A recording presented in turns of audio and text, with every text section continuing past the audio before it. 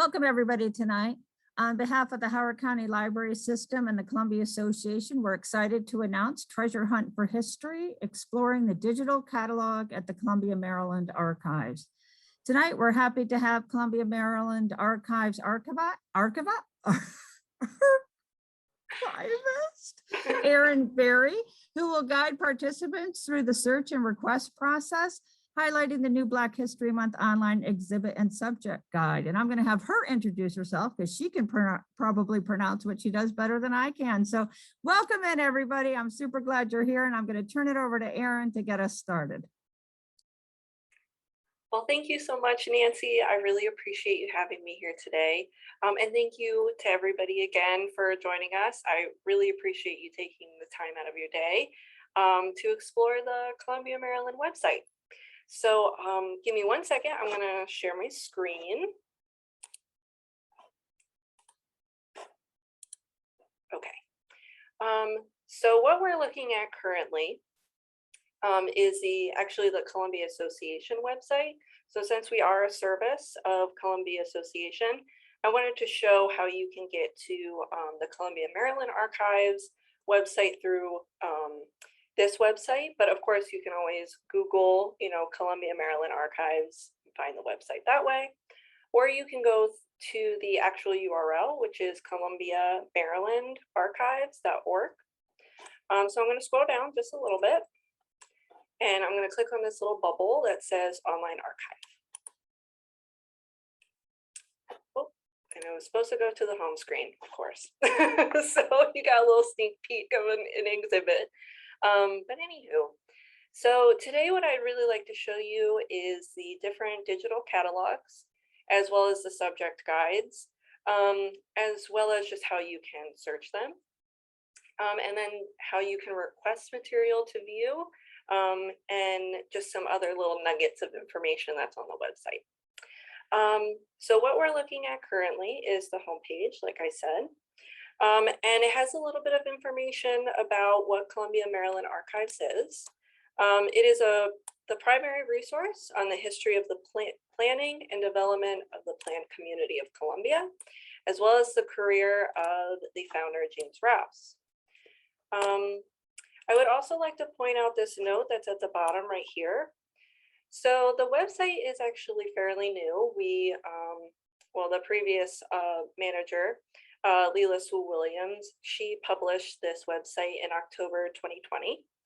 And I think the way that it was publicized was that because the word digitized, digital catalog, you would think that there is a lot of digitized material, or all of the material is accessible through digitization on this website. And unfortunately, that's not necessarily true. We do have some, but not as much as we would like. Of course, that will always be the goal, to just keep digitizing, keep getting things viewable, but because it is more accessible. But really, I would like you to think of this website more as a catalog. So think of like when you're looking through a library catalog, you're seeing like, oh, what kind of books do they have? What do they have available? That's kind of what these catalogs are. What do we have available that you're able to look at? So I wanted to make that note, just, for confusion's sake. So I'm going to scroll down a little bit.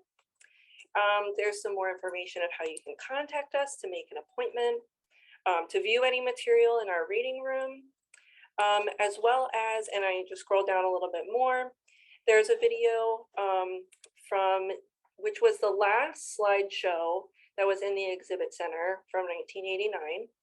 For those who don't know, the exhibit center was located in Town Center, and it presented like the idea of Columbia, what they hoped Columbia would be before it was fully developed. So you can watch this slideshow here. And this is an example of any digitized audiovisual material we might have. And I love this, that you can just, put in YouTube videos and you can watch it right here on the website. So I'm going to scroll up some more. And if you look to your left, under what can you search online? So this explains the two digital catalogs that we have. We have the collections catalog, as well as the place names catalog. So the collections catalog is really an overview of what we have in the collection. So photographs, manuscripts, artwork, maps, etc. Place names is more of an information sort of tool. So you can look up information about the origins of the names of the streets, neighborhoods, and villages, because Columbia has some really unique and fun names, and people are always interested in the origins of them. So we made that information very easy to access. Now, if you look over to your right, there is this list of subject guides. And subject guides are kind of what the title says they are. They are guides to specific subject or topics that we have created. So they have a list, and I'll show this to you a little bit later. It is a list of records that pertain to a specific subject or topic. These are not exhausted lists. We definitely want to add more as time goes on. And we actually just added a new one for Black History Month, which is this bottom one called Black History. Okay, so now that we've gone over kind of like the basics of the homepage, I'd like to show you how you can search the catalogs. So you can click where on your left over here under what you can search. You can click these links if you'd like, or you can go up to this subject or this search tab, sorry, and either click which catalog you'd like to look at. So let's explore the collection catalog. So for the purposes of today, I'm going to just show you the keyword search. So if you've ever used any other search engine such as Google, normally you'll put in a word and then it will show you results with those words in it. And that's exactly the same thing as here. So in this keyword, when you click on it, if you can see like the searches that I've done in the past. But today we're going to look at Long Reach, which for those who don't know is a village in Columbia. So all I did was I put in Long Reach and then I clicked enter, which did a search, within the collections catalog. So there are 562 matches. So there are 562 records that have long reach or a variation, so either long or reach within that record. So you can, of course, look through all 562 records if you'd like. That's completely up to you. Or you can refine it. But first, let me kind of show you what came up. So there are books and studies, which this is Columbia Today, which is a magazine. There's artifacts, there's a fun little mug, there's a shovel, there's a plaque, and then there's also photographs, and etc. Oh, and there's manuscripts for the the Long Reach Community Association records. So there's a variety of different types of material within this search. So let's go back over to the refined search results. So this again can help you just refine it. So instead of having to look through all 562 records, if there are certain types of records you want to look at, so for instance, if you'd like to just look for artifacts, you can click on this and it will refine the search for you. Say you're looking for artifacts as well as photographs. You could also click on photographs and it will now just show you artifacts as well as photographs. So with that, that is 500 matches, which still is quite a bit. But again, if that's what you're looking for and you would like to look through them, there it is. So this again is the list of records that we search for Long Reach. So these are all of them. So say you're like, okay, great, we have the list. We're going to click on the ones that we actually would like to look at. All right, so we're going to look at this mug. Now this is the specific record for that mug. So we'll give a little bit more information, such as a description of what the mug is, what colors, is there anything written on it, who created it, is there a date that it was created. This n.d. means no date. So we don't know when exactly it was created. And that's under this description tab. Under the related materials tab are other subjects that this specific record is related to. So for instance, this Long Reach Community Association, it's related to this mug because that's who created it. So say we're like, oh, I really want to learn more about the community association.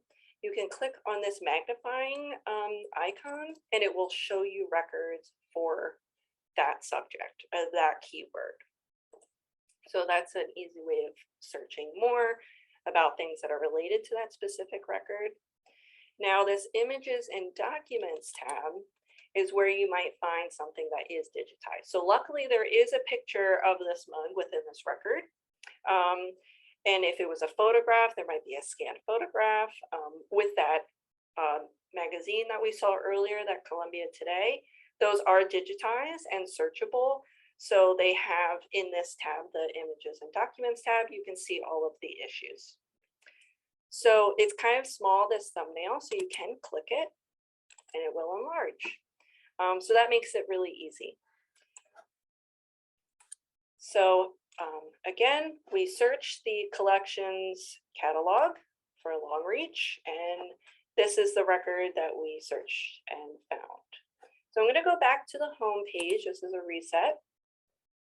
So that was the first digital catalog. So let's look through the second one, which is place names. So again, I'm going to go to search. I'm going to go to place name. And you'll see something very similar to the collections catalog. You have the keyword field, and you also have other fields that deal with this type of information, such as neighborhood, village, etc. So for this keyword, I would like to look up Wild Lake, which again is another village within Columbia. So I typed in Wild Lake. You can either press enter or you can press the search button down here at the bottom. Now with this one, again, very similar to the collections catalog, this has 82 matches. And these matches, again, are for Wild Lakes, or a variation of Wild Lake. So I'm going to click, and you can see a lot of them deal with are inside the village of Wild Lake, or they're in a different neighborhood within Wild Lake. So let's click on Wild Lake, the first one. So the name that we're looking at is Wild Lake again. How many times can I say Wild Lake? It's in the village of Wild Lake. And the name comes from a historical name. And the name is specifically Fraser B. Wild. So this kind of explains a little bit more about who he was and why Wild Lake was named after him. The village name honors Fraser B. Wild, chairman of the board of Connecticut General Life Insurance in the early 1960s, when James Rouse approached him and his company for the initial financing of the development of Columbia. So again, Wild Lake comes from this gentleman's name to honor him for his help of financing the development of Columbia. So that is the type of information that you can find in this digital catalog, is information of where these names came from. You can also find this information in the book, Oh, You Must Live in Columbia, which was actually created by previous staff members of the archives. So that they're the same information. The book, of course, has like beautiful photos and different things like that. But if you don't have access to that book or don't want to purchase it, you can find that information very easily here. Okay, so I'm going to go back to the home page. And again, just as an overview, we went through the two different catalogs, which is collections and place names, and we searched them by keyword. So another way that you can kind of browse the type of information or the type of material that we might have, you can browse the subject guides. So again, these lists are created by the staff members here. And these are lists of possible records that house the information about a specific topic or a specific subject. And again, not exhausted. There could be so many more. So, because there's so many topics that can be searched in this collection. So the newest one that we have is the Black History collection. So we just put this up to celebrate Black History Month. And as you can see, there's a one that's shaded out for Women's History, which will be published for Women's History Month. These months just make it really easy to celebrate different types of history. So that's kind of why we're doing it right now, but we would love to publish different types of subjects throughout the year for, just so people can find this information easier. So I think this is a great starting place if you would like to research these specific topics. But again, they're not exhausted. So I'm going to go back. Erin, sorry to interrupt, Erin. We do have a question. Can you print the images that are featured on the site? Yes, you can. I think so. Let me see. Let's go back to that mug.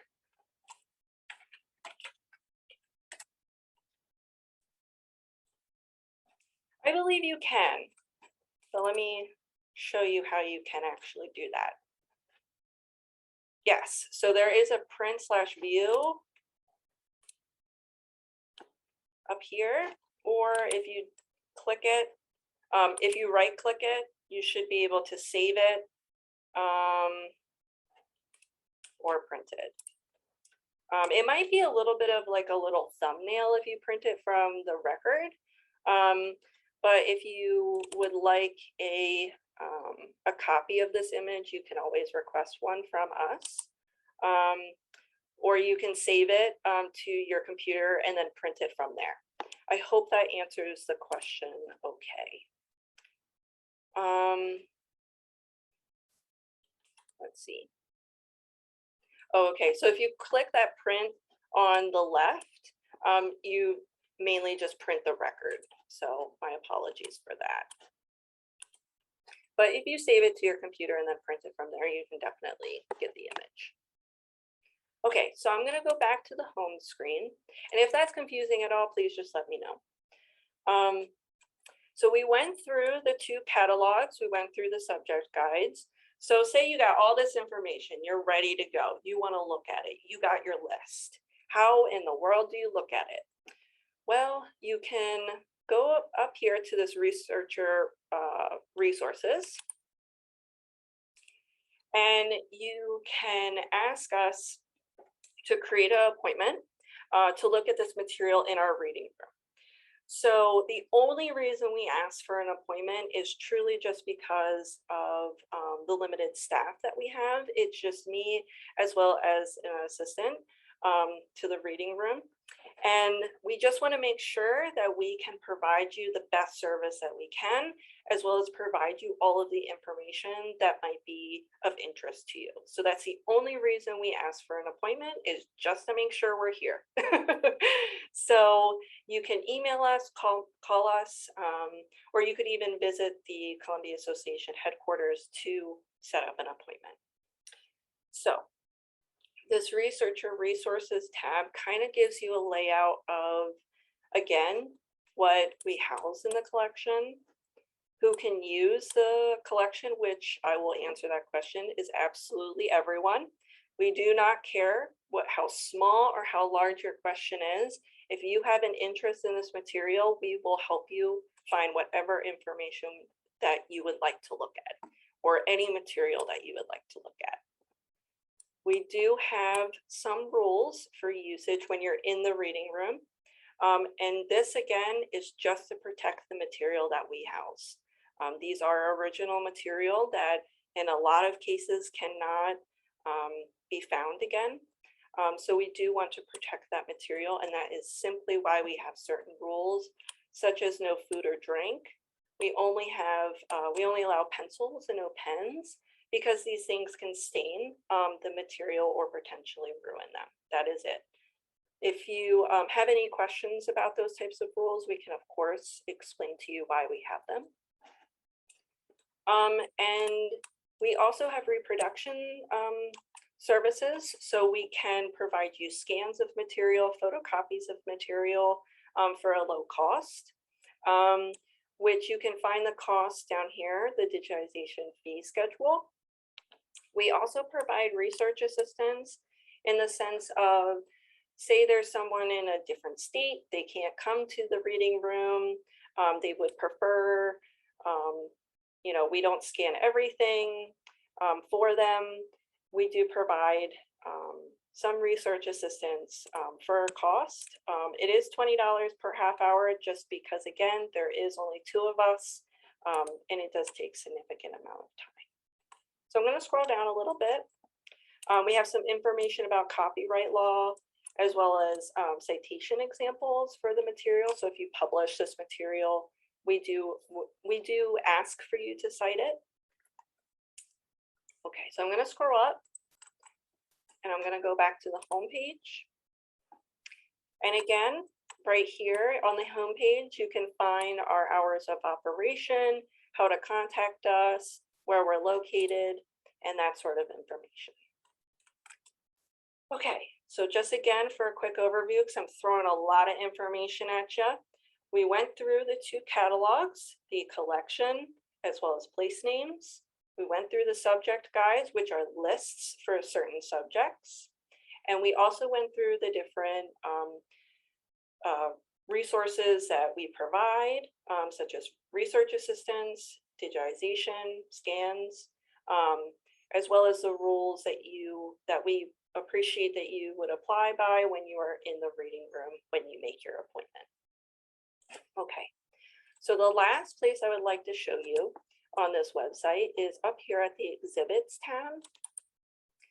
So probably my favorite part about this website is the online exhibits. One, because I just really like making them and providing them for people. I think they're a lot of fun because they can highlight certain topics that we might not be able to for other reasons. We can really highlight certain like fun items that are in the collection. So that's why I really, really like them. People can explore them at their leisure, and they'll be here as long as the website is up. So currently we have 3 exhibits. So if you look here on your left, under online exhibits, we have 3. So this is our newest one, the Black History in Columbia, Maryland, which I'll click on in a little bit so we can explore it.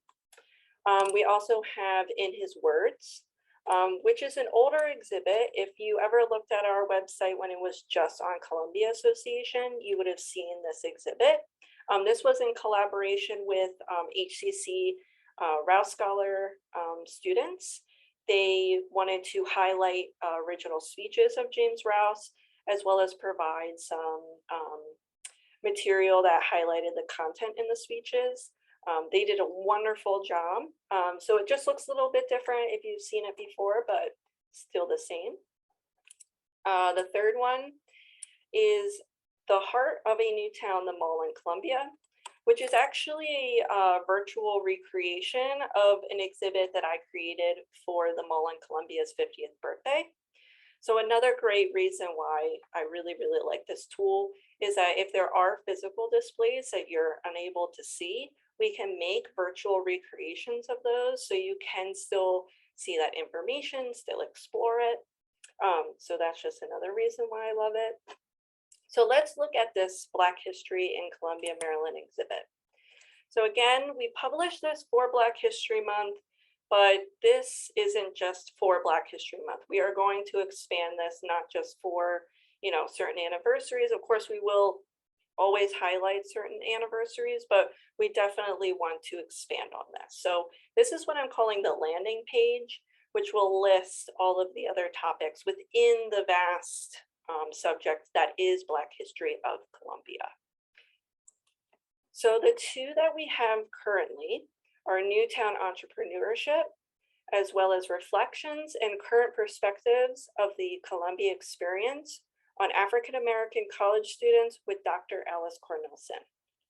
So both of these were actually programs that were done by the previous manager before me, Leela Sewell Williams, during 2019 and 2020. So I really wanted to highlight these because 1, they were really great programs. The topics were incredibly interesting that, you know, people really wanted to learn more about. So since we already had, you know, information about these, we had scans, we had everything we needed, I really wanted to highlight them. So let's look at the Newtown entrepreneurship first. So that's a link that you can go to. So if you scroll down a little bit, you can see both sides are from the two different times that this program was done. Both of them showcased discussions with people that were business owners in Columbia, as well as Howard County in general. You can click on these boxes. These are recordings of the panels, as well as this webinar that was graciously hosted by the Howard County Library System in 2020. So you can watch those at your leisure. There also, if you click here, you can view photographs by our wonderful volunteer, Ron Fedorzak, from the actual event in 2019 at Slayton House. If you click here, you can also look at a presentation by Leela that featured archival materials. So again, it's just fun. You can see the actual panels. You can, you know, check out more information about them as well. So I'm going to hit the back button. Now let's explore Dr. Cornelson's exhibit. So Dr. Alice Cornelson, not only is she just a wonderful woman, she also has done a lot of very important research in the Black community of Howard County, as well as Columbia. So she very graciously donated her thesis papers, like the papers that she created for her thesis, in 2019. So Leela hosted this presentation in February of 2020, where we added more of the discussion that from her thesis about the effects of early community and schooling integration in a prominently white hometown from the perspective of 13 Black college students at two prominently white universities. So that was what her thesis looked at, and we wanted to continue that conversation to see sort of what the answers were back then versus now. So we had 4 panelists during that event. These are the questions that Dr. Cornelson asked those 4 panelists, as well as these were the questions that she had in her thesis. If you click here, you can also look at the record for her collection, which you can, of course, then request to, you know, look through in the reading room if you would like, or you could ask for scans. And then here are some photos that Ron took of the event. So yeah, so that's kind of the gist of what these online exhibits look like. These are the 2 that are exploring the Black history of Columbia that we published for Black History Month. Okay, I'm going to go back to the home page. So just as an overview again, because I know this is a lot, we went through the catalogs, how to search them, how to request material. Subject guides are great sources to start that research on specific subjects, as well as the exhibits that are online. We will, of course, be adding to all of this. This is always going to be a work in progress. If anybody ever has any suggestions or you have any questions about the website, please do not hesitate to ask me or to let me know, because again, this is always a work in progress.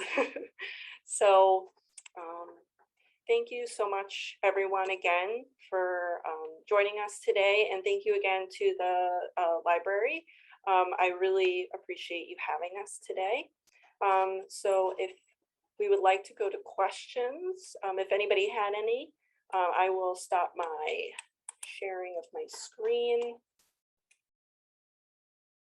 Yes, so Erin, we do have a question. Yes. Are some of the objects that are photographed available for viewing them physically? Yes, of course. So anything that has a photo or anything that's listed, you can of course look at it, even if it is an artifact. Do they need to contact you first so you can get the, Yes, we would appreciate, again, whatever you would like to look at, whether it be manuscripts, artifacts, photographs. We just appreciate you having an appointment just so we can prepare it for you and so we can provide the best service. and then I do have a question from someone that maybe you can show us again about if they were to use your site to do a project, is that okay? And then maybe the citations and things for that. I know you mentioned it in your talk, but we'll do Yes, that of again. course. Let me share my screen again. Sorry about that. Okay. So if you are doing a project, let's go to the researcher resources. So in the records themselves, so say you're looking at a photograph, it will have who created that photograph if it is known. We always state that if you know who the creator is, please, cite who it is. Down here is a citation example. So courtesy of Columbia, Maryland Archives, what this item is, it's specifically James Rouse giving a speech. And this is where you can find it, as well as the archives number, which again, you can find all in the record.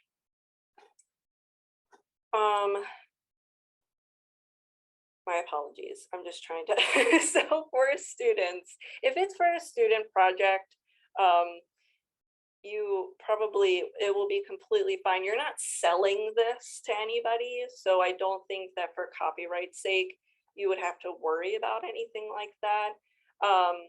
But you can let us know if you need help accessing these materials. If you need scans for your project, you can always ask us and we can provide them for you. But as for copyright and certain materials of that, you only really need to worry about that if you are selling it. But it is always good to cite your sources no matter what. So make sure that you're saying who created that object, that material, where did you get that material from, and so forth. So I hope that answered it. If that was confusing, please just let me know. And Erin, do you want researchers to try to search the catalog for themselves before they come in, or can they just come in, just request an on-site appointment?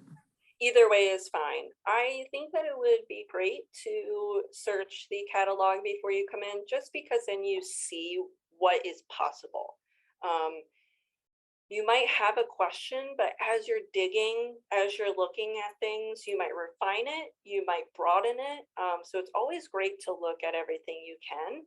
But if you email us or call us, and you just have a question, we can of course then just pull material for you that might be of interest.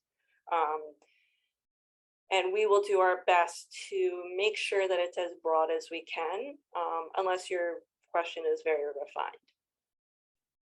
And Erin, can you, we're still open for a few more questions. We do have one. How do you go to the information about the person that that we're doing the research on that person? So how would you look up a person, say, for example? Oh, the same exact way. So let's go back to the collection